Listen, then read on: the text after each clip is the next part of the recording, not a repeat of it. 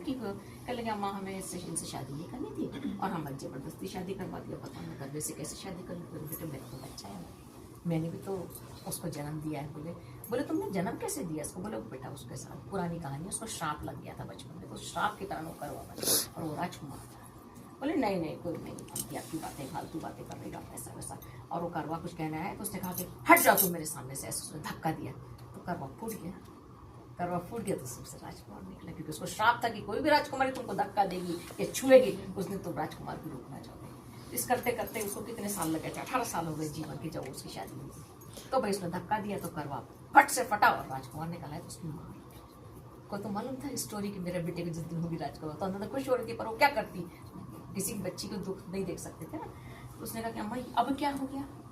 बोले बेटा अब तो तेरा राजकुमार अब बोले अम्मा अब भी दुखी थी, समझ में नहीं कि मटका था, अब ये बोलिए बोल गए। बोले अम्मा तुम्हारे यहाँ कोई काला जादू तो नहीं करते? बोले नहीं बेटा काला जादू नहीं, अभी तेरा राजकुमार है। बहुत खुश हो गई, उसने अपने सारी सखियों को बुलाया, घर में धूमधाम से शादी हो गई। राजा के यहाँ से जब पता चला कि भाई करवा राजकुमार में बदला है, तो राजा ने जितने राजकुमार का वजन था उतने सोने से उसको तौल दिया। तो पुराने जमाने में तो होते ही था, जैसे ईश्वर ने जैसे उनकी रक्षा करी, सबके संभाल किया, सबके यहाँ सबसे अच्छा रखा। तो पंडिताइन थे, पंडिताइन बेचारी थोड़ी सी ओल्ड थी, है ना। अब व्रत नहीं हुआ करते थे भाई, पुराने जमाने में व्रत बड़े कठिन होते थे। पहले जमाने में व्रत होता क्या था कि औरतें बेचारी गिर पड़ती थी, परेशान होती थी, पर दे कांट ब्रेक देयर, तोड़ नहीं सकते थे क्योंकि नियम था उस टाइम पे।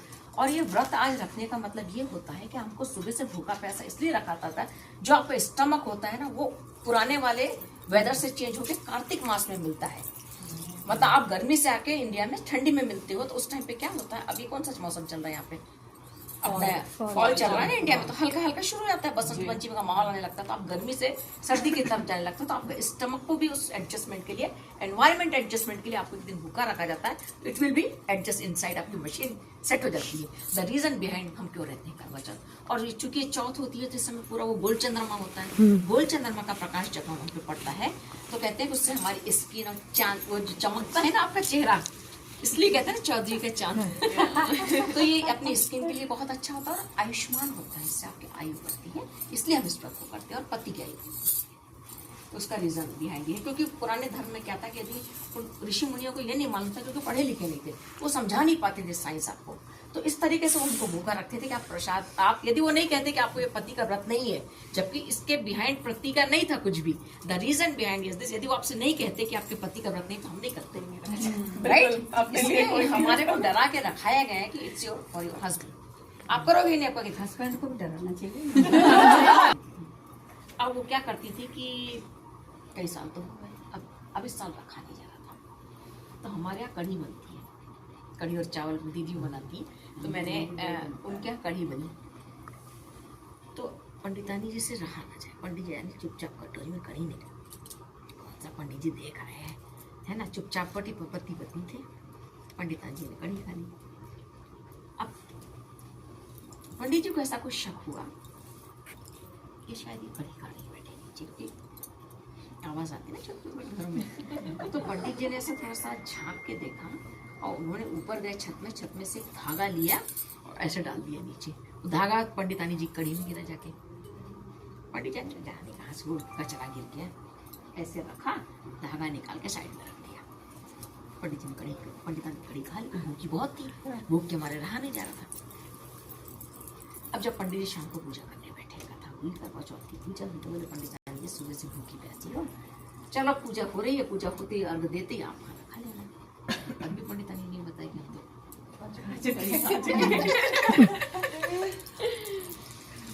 तो हाँ पंडित जी खाने कोई नहीं, हो जाता पूजा हो जाता, चंद्रमा तो आ जाए, पंडित जी अर्घ तो दे दे, अब सब सुबह से तो भूखी प्यासी बैठे, बोले अब क्या, बोले अर्घ बिना दे खा ले पंडित जी, खा ले पंडितानी कहाँ धरा है, यूपी की भाषा में बता रही, खा ले पंडितानी कहाँ धरा है, बोले कुछ नहीं होता, तो बोले ना पंडित जी खाएंगे नहीं, अब पूजा के सामने क्यों झूठ बुलवा रहे हैं, बोले चुप रहो तुम, तो बोले मुंह ही बता अपना ज्यादा अच्छा है, बोले ज्यादा झूठ बोलेंगे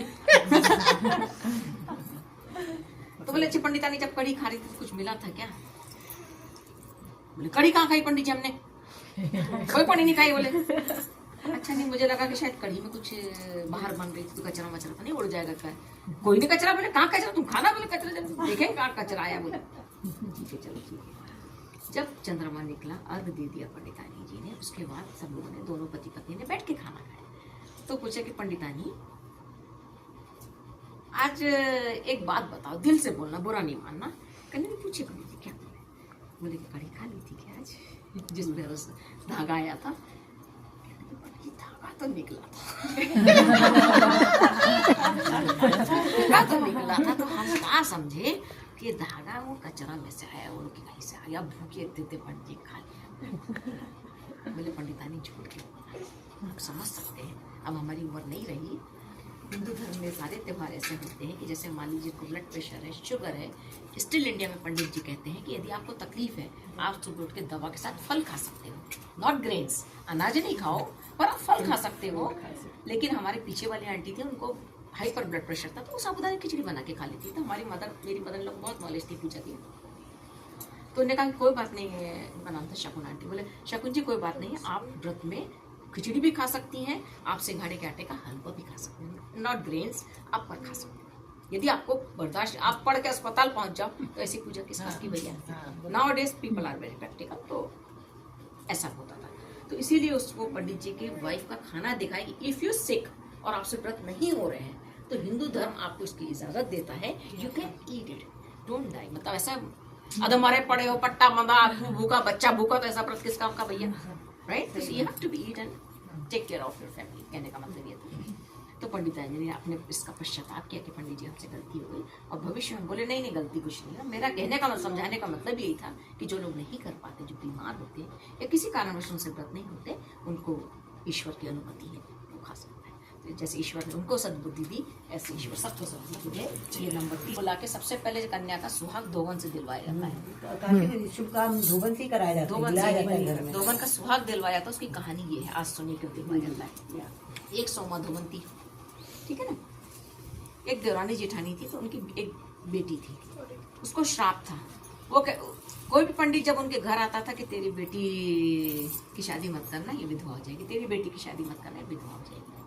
माँ बड़ी परेशान की, यार कोई भी पंडित आता है, रास्ता चलते पहले तो निकलते थे ना घर के सामने से, दौर से कोई भी आता है और ये कहता है कि तू शादी नहीं करना बेटी की, तेरी बेटी विधवा हो जाएगी। माँ बड़ी परेशान, माँ जगह जगह घूमे कि ऐसा क्यों कहते हो, क्या श्राप है मेरी बच्ची को, उपाय बताओ। बोले नहीं उपाय तो भगवान बताएगा, पर तुम शादी मत करना और तुम्हारी बेटी बहुत परेशान। वो किसी गांव गई तो वहां पे उसने एक विद्वान पंडित के बारे में सुना था। माँ भागती भागती गई अपनी बेटी को लेके कि चलो भाई पूछ कर आए कि क्या परेशानी बच्चे के लिए, तो इतना श्राप क्यों दिया जाता है मेरी बेटी को कि ये इसकी शादी नहीं करना, विधवा।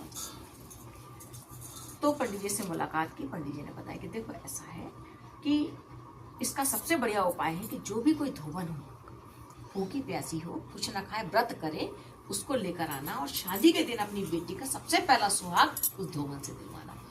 दूर गांव में सोमा धोवन थी,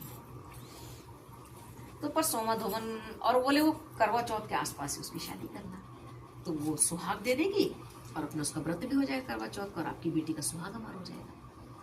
तो उन्होंने कहा ठीक है, करवा चौथ आई रही है, हम अपनी बेटी को उसी के आसपास शादी करवा देते हैं पंडित जी। तो इसके बाद वो जैसी सोमा पंडित व्रत करती थी करवा चौथ का, सोमा धोवन, तो सोमा धोवन के पति भी भाई इंतजार कर रहे थे कि भाई हमारी पत्नी अर्घ देगी और हम लोग बैठ के खाना खाएंगे, जिस तरह से होता था। तो सोमा धोवन ने कहा, उनको बुलावा आया, संदेश आया, निमंत्रण आया कि भाई आपको शादी में आना है और जो दुल्हन बनेगी उस बच्ची को आपको सुहाग देना है, हल्दी के बाद सुहाग। तो बोले ठीक है।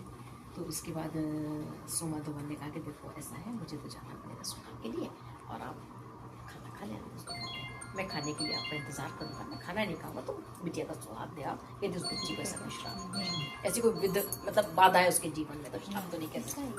दीदी का खाना उन्होंने देखा, इस पर बात नहीं करूँगी, कहानी कहते हैं मेरा नहीं है, मेरा है कौन, बहुत सज के आई, हमारा हीरोइन बन के अपना पूरी पूजा के टाइम पे आई, और उन्होंने देखना भाई हम बात करते हैं, तू बात कर लेते हैं। बच्ची को विधि विधान से, जैसे हमारे हिंदू धर्म में माना जाता है कि बच्ची को हल्दी लगती है, उसके बाद सुहाग चढ़ता है शादी के दिन। जो पहला सुहाग होता था आज भी हमारे इंडिया में पहला सुहाग धोबन आती है। आज हमारे घरों में भी धोबन आती है और वो बच्ची को पहला सुहाग देती है। फिर पति सुहाग, ताकि उससे उसका सुहाग अमर रहे, पति की दीर्घायु हो, लंबी आयु हो, उसका सुहाग अमर है। इसलिए आज भी you can start your, we are telling story. शुरू कर दे भाई। हाँ, फोटो तो फोटो वाले भैया चलो फोटो खींचे। इस प्रकार से हमारे हिंदू धर्म में सोमा धोबन का आज भी, तो जिस प्रकार से उस बच्ची का सुहाग रहा, ईश्वर सभी का सुहाग अमर रखे। जय जय सुहाग की रक्षा कर। जी हमारे पास ना एक लास्ट में गणेश जी की भी होती है, बोलूं वो? हाँ, वो भी होती है ना। हाँ, तो चलो आप बोलो। नहीं, आप बोलो।